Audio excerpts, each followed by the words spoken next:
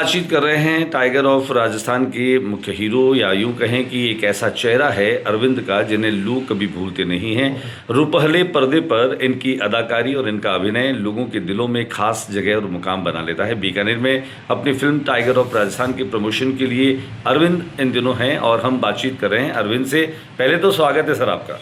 Thank you. बताएं tiger of Rajasthan को लेकर के कैसी उम्मीदें हैं, और राजस्थानी में आपने इस फिल्म को बनाने का जोखिम लिया है, ये किस तरह का सौदा होगा आपके लिए? वैसे कहते हैं ना, मारवाड़ी जोखिम से भरा पड़ा रहता है। 100 रुपये से काम करता है और 100 करोड़ का मालिक बनता है। तो वैसे मारवाड़ी की हिम्मत के आगे दुनिया फीकी पड़ती है। सारा इतिहास मारवाड़ी ने बनाया।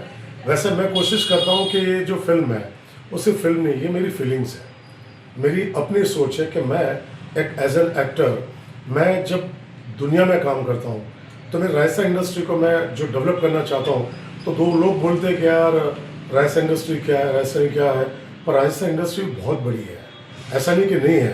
पहले बहुत सारी फिल्में चली, फिर कुछ समय के बाद सरकारों की पॉलिसी इतनी वो मतलब ऐसी खराब आ गई, ना वो आर्टिस्टों को प्रमोट करते हैं, ना सिनेमा को प्रमोट करते हैं, ना ही उसको प्लेटफॉर्म देते हैं। ये हर स्टेट के अंदर होता है। तो मैं टाइगर ऑफ राजस्थान फिल्म जो लेके आया हूँ, वो फिल्म एक ऐसी फिल्म है कि जो आप बाय चांस कभी आपकी कोई सिचुएशन ऐसे है कि आप गलत रास्ते चले गए, और उस गलत रास्ते पे चलने के बावजूद भी आप अपने एथिक्स, अपनी अच्छाई को मरने नहीं देते हो, वो है आप एज ए ग्रेट ह्यूमन। तो ये एक ग्रेट ह्यूमन की बात है कि वो आदमी गलत रास्ते पे जाने के बावजूद भी वो अपनी अच्छाई को मारता नहीं है। उसको कहते हैं टाइगर ऑफ राजस्थान।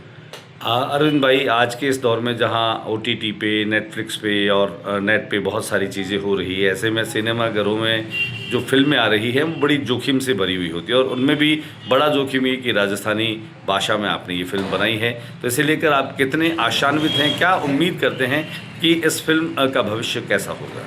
इस फिल्म का नहीं, मेरी सारी फिल्मों का भविष्य अच्छा है रहा, चाहे ओजीरे दीवाना हो। मैं बीकानेर की बात कहता हूँ। बीकानेर मेरा शहर ब्यावर, BB, उसका फिर मेरा मेन शहर हो गया बॉम्बे, BBB। तो BBB का मतलब होता है कि आपके साथ कोई जुड़ाव हो जाता है।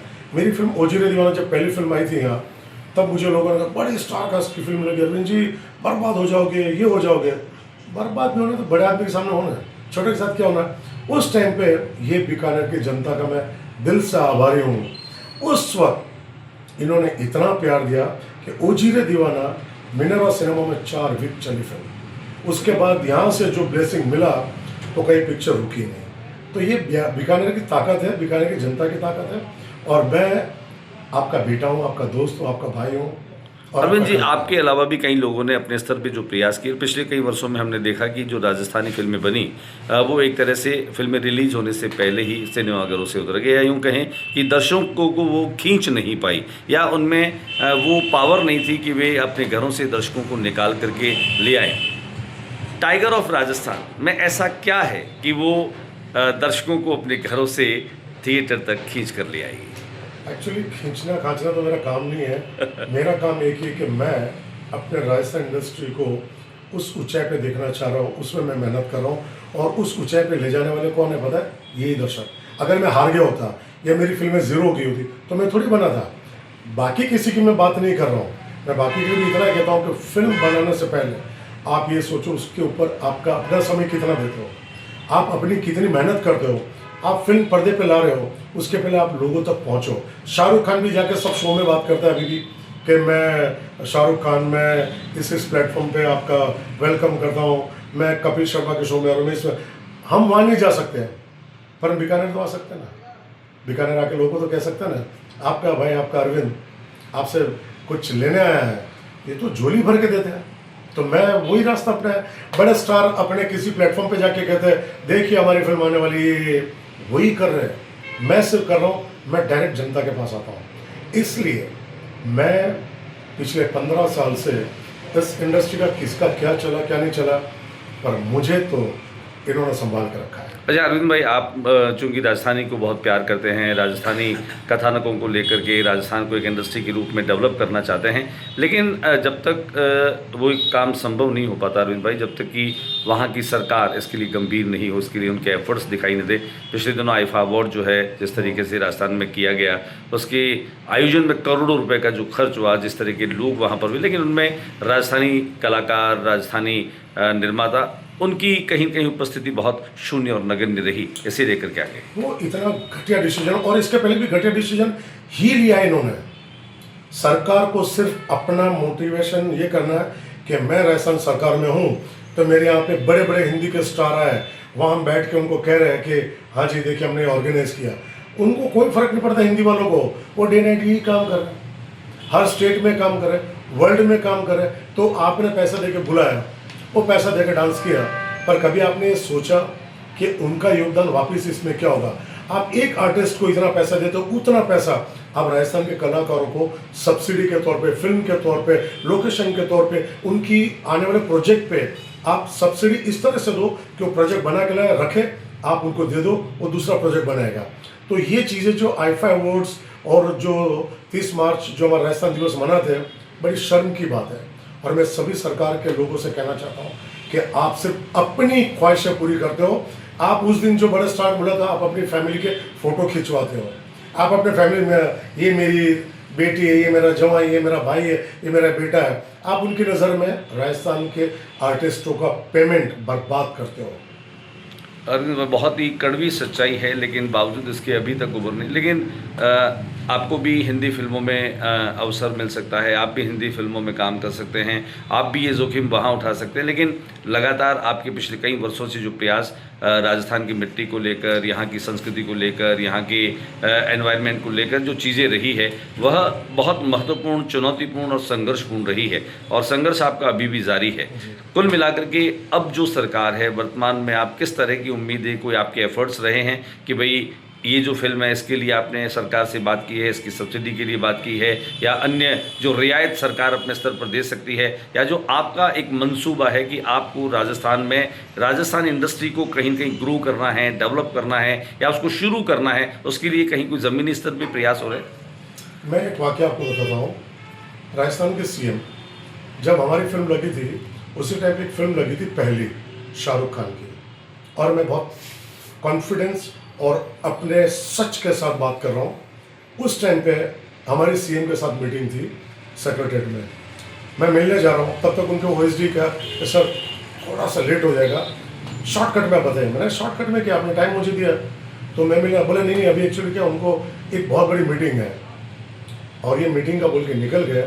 और 15 मिनट मुझे पता चला कि राज मंदिर में सिर्फ पहली पिक्चर इसलिए देखने जा रहे हैं कि शाहरुख खान ने राजस्थानी कैरेक्टर किया है। मुझे शर्म आई थी उस टाइम पे, ऐसे सीएम पे, ऐसे लोगों पे, कि जो राजस्थान के लिए हम जान देते हैं। अरे अगर आपकी हिम्मत है, मैं सभी नेताओं से कहना चाहता हूँ, अगर आप में हिम्मत है ना, तो एक बार इस पगड़ी, साफा, ये जितनी पहन के, मुजड़ियाँ पहन के आप दिखावा करते हो ना, उसके बजाय ज़मीनी तौर पे राजस्थान का हर कलाकार हो, चाहे किसी गांव का हो, उसको सम्मान देके करो, तब जाके मजा आएगा। पहले में शाहरुख खान ने अगर मान लो कैरेक्टर किया, तो आप राजस्थान के लोग, नहीं हमारी ड्यूटी है, तो फिर हम क्या करें, हम झक मारा रहे। राजस्थानी कथानक को कोई अगर जीवंत पर्दे पर करने वाला बड़ा कलाकार है तो उसके लिए आपका प्यार है। राजस्थानी कथानक पात्र, उनकी संस्कृति को अगर कोई पर्दे पर जीवंत कर रहा राजस्थान का आदमी है तो उसके लिए उन समय नहीं है। एक बड़ी पीड़ा है, वेदना है कहीं कहीं आपके मन में। तो इसे कैसे दूर करेंगे? ये जो एक फोबिया है, इस तरह की जो एक माइंडसेट यहाँ के लोगों का है, जिस तरह से एक तरह से मैं कहूँ कि मायूसिया आरोप है आपका कि आप जो लोग काम कर रहे हैं, जिस तरह से काम कर रहे हैं, उनको देने के लिए उनके पास न समय है, न सहयोग है, न सहायता है, कुछ भी ऐसा नहीं है। लेकिन वही कि गरगा जोगी जोगनार बाहर आन के सिद्ध वाली कहावत जो है कहीं कहीं सरकार सिद्ध कर रही है। एक्चुअली क्या होता है, ये जब आपके अपने विचार की बात है, जब मैंने बेवकूफ़ी में कह सकते हैं कि यार मैं राजस्थान पे जीऊँगा और मरूंगा, मैंने अपने आप से कमिटमेंट किया।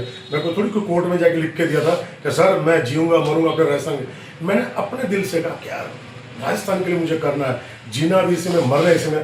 तो जो इंसान अपने दिल की सुनता है ना, वो भगवान को भी आना पड़ता है। क्या तो मैंने अपनी उस बात को लेके, क्या होगा, बर्बादी तो होगा क्या, पर उस बर्बादी में भी मज़ा तब आता है कि आपने अपनी दिल की सुनी, गुलामी की नहीं सुनी है।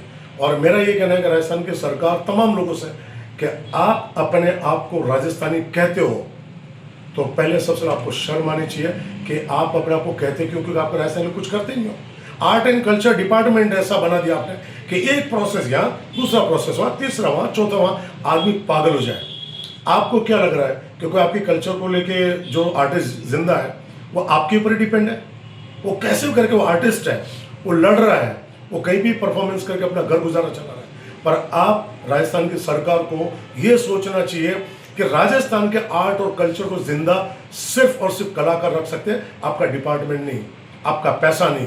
आज साउथ में अगर कोई फिल्म अगर रिलीज होती है रजनीकांत की या किसी और की, तो वो लोग क्या कहते हैं, ऑफिशियल गवर्नमेंट को बोले छुट्टी करो, वो कल्चर को बढ़ावा दे रहे हैं, ये करना चाहिए। हमारे वाले क्या कर रहे हैं पता है? हमारे वाले जो भी है ना, सिर्फ भाषा ज्ञान ये इतना पेलते हैं कि मुझे कई बार शर्म भी आती है कि मैं ऐसे लोगों की बातें भी सुनता हूँ। मुझे लगता है मैं किसी से डरता नहीं, मैं किसी के भी लेवल से मैं ना डरा हूँ ना डरता हूँ। मैं एक ही चीज़ कह रहा हूँ, हम जो सेक्रीफाइस कर रहे हैं ना, हमारा पेट काट के, हमारी ज़िंदगी के जो खूबसूरत पल है उसको काट कर दे रहे हैं। आप क्या दे रहे हो?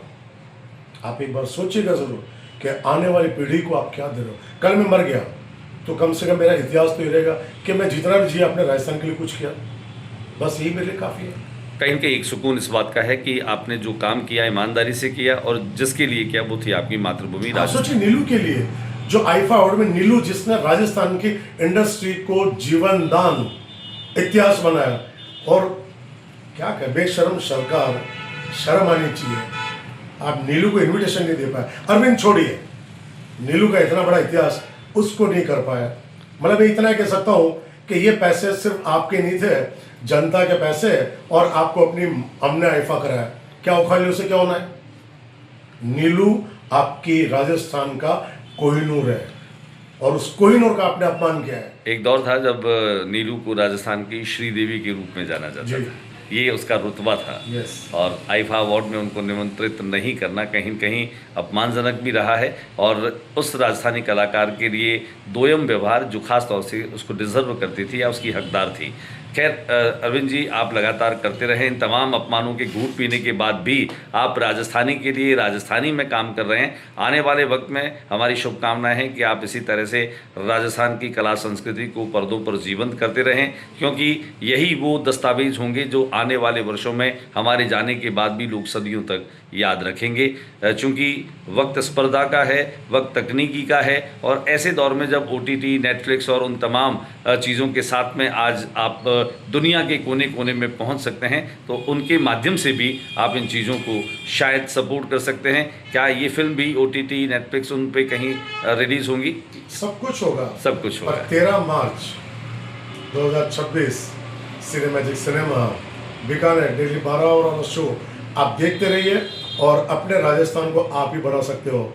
सरकार कभी नहीं करेगी, जनता कर सकती है। जनता सरकार को बदल सकती है, तो कल्चर को भी आप उठा सकते हो। Thank you, love you all. Thank